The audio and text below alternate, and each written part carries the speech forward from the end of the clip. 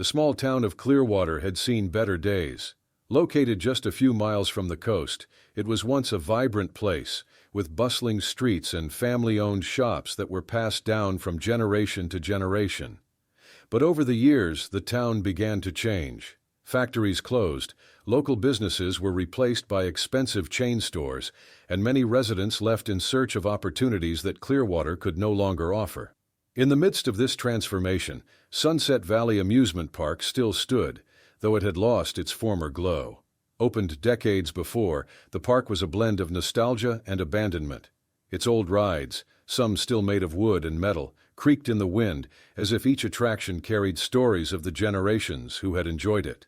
It was a special place where children and adults could still feel the joy of simpler times, away from the rush and modernization that now defined the town. For Lisa, a single mother who had grown up in Clearwater, the park meant much more than just a place of work.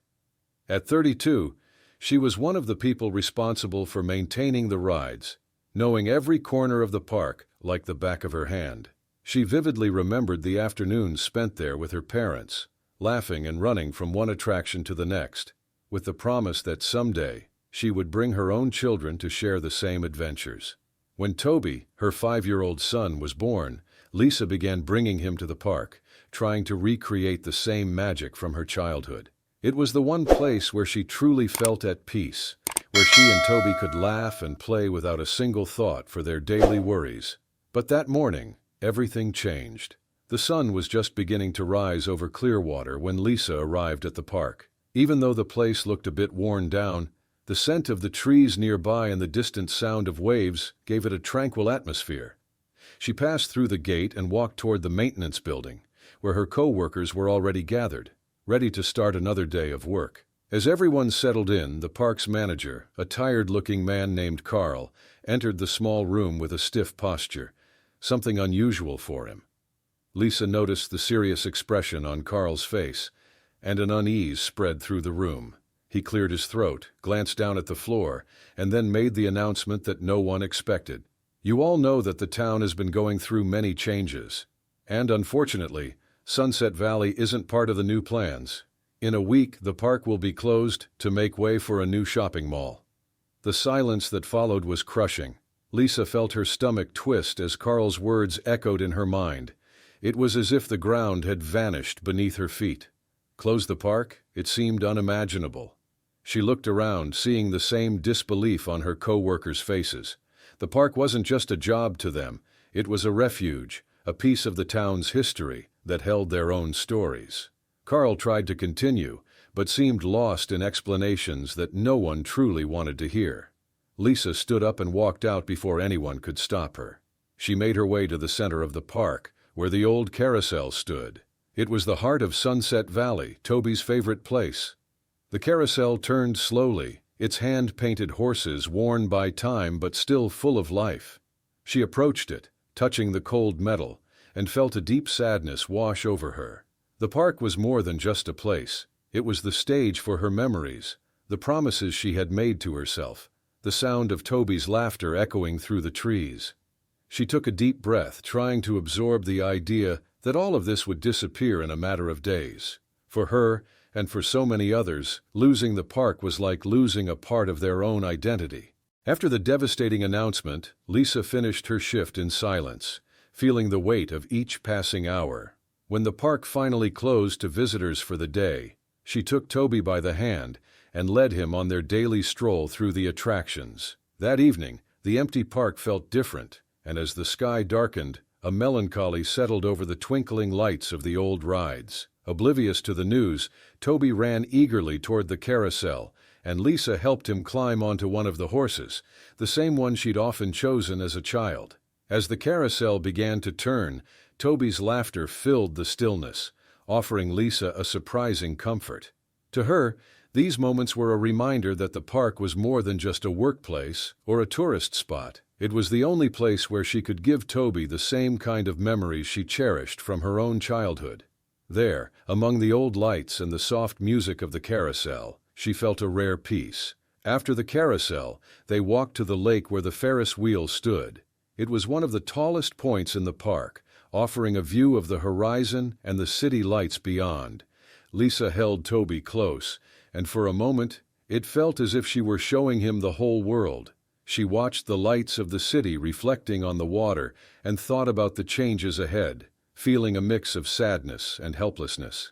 As they stepped off the Ferris wheel, Lisa spotted James, a former park employee who had worked there for decades. He smiled and waved, but she noticed a sadness in his eyes. As she approached, James sighed and spoke softly. "It's a shame to see all this go, isn't it, Lisa? This place is all we have." Lisa nodded silently, feeling that James's words echoed a collective sorrow. In the days following the announcement, Lisa began searching for alternatives for Toby. Although the idea of replacing the park felt painful, she knew she needed to find a new space where he could play and be happy. Clearwater, however, was not what it used to be. Free recreational areas had nearly vanished, and the few remaining spaces were now managed by private companies, charging fees that Lisa simply couldn't afford. She researched online and explored the town, visiting other parks and recreation centers, but each one seemed out of reach. When she arrived at a new leisure center, filled with modern playground equipment and brightly colored walls, Lisa quickly realized it wasn't a place for her and Toby. The admission fee was steep, and the people there wore expressions that suggested they didn't face the same challenges she did. Frustrated, Lisa walked out, and as she strolled through the town with Toby, she spotted Sarah, a single mother she knew from the neighborhood. Like Lisa, Sarah had brought her children to the park for years and was also feeling the impact of its closure. Standing together on the sidewalk, Sarah opened up about the struggle to find affordable places for her kids and the difficulty of raising children in a town that seemed increasingly unwelcoming. "It feels like Clearwater is pushing us out," glancing around with visible disappointment. Lisa nodded, sensing the same sadness growing in her chest. As they said goodbye, Lisa realized that Sarah had given voice to something she'd been trying to ignore, the feeling of being out of place in her own town. The next morning, Lisa arrived early at the park, before it opened to the public.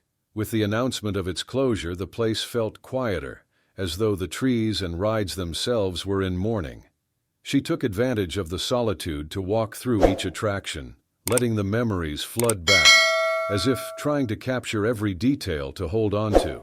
She stopped first by the carousel, the heart of the park. She remembered being a child, climbing excitedly onto the colorful horses, always waiting for the moment her father would wave at her from the side with a wide grin. To Lisa, the carousel wasn't just a ride. It was a symbol of the simple, honest love she'd felt from her parents, a love she now tried to give to Toby. Leaning against the fence surrounding the carousel, she gazed at the weathered horses and felt a pang of sadness. Each horse was a piece of her story, something that would soon vanish. Next, she walked to the wooden roller coaster, another ride that seemed like a monument to the past. She remembered a promise she had made to herself years ago, that one day she'd bring Toby to ride it, connecting him to her own childhood in a small way. But now the ride looked worn down, with loose planks and rusted bolts. Even promises have an expiration date, she thought, her throat tight with emotion. Finally, she reached the Ferris wheel's lookout point. From there, the view of the park and the city stretched out before her, and she remembered the feeling of freedom she'd always felt looking out over the horizon. In many ways, the park had been her refuge, a place where the struggles and limitations of daily life faded, if only for a few moments. Sitting on a nearby bench, Lisa realized the town was becoming something she could barely recognize. The family-owned shops, familiar faces, and places that had shaped her life were disappearing, one by one. She understood now that the park was more than just a place of amusement. It was part of her. The memories held within every corner of it formed the foundation of who she was and what she wanted for Toby. With one last look, Lisa resolved to make the most of the few days left and to give Toby a farewell worthy of this special place.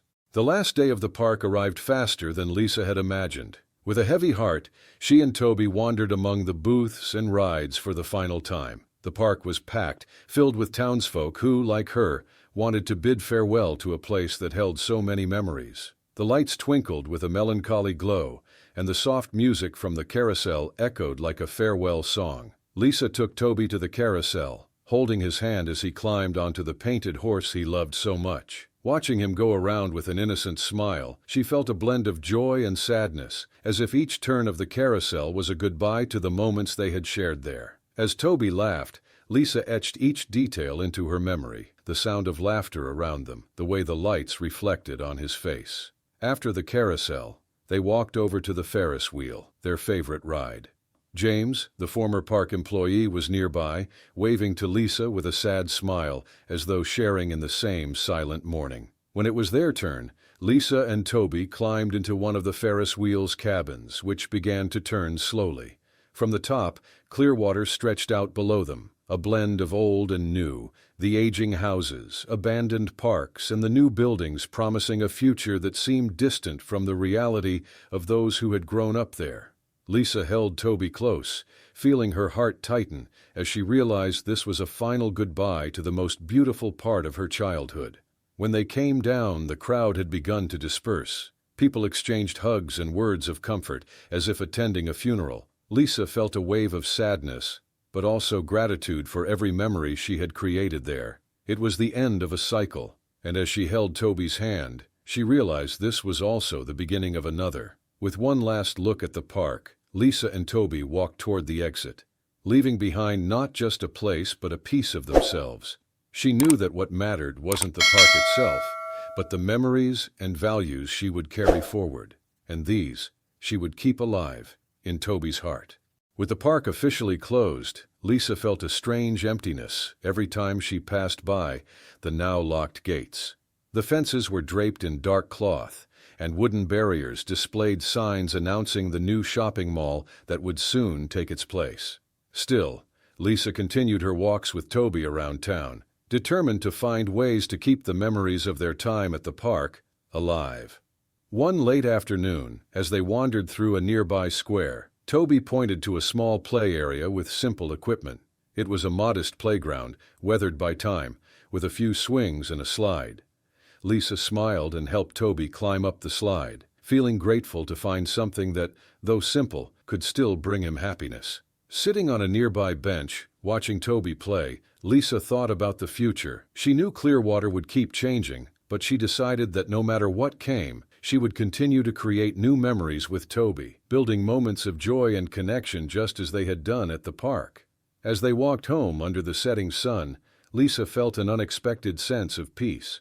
Losing the park had been hard, but she realized that love and memories didn't belong to a place.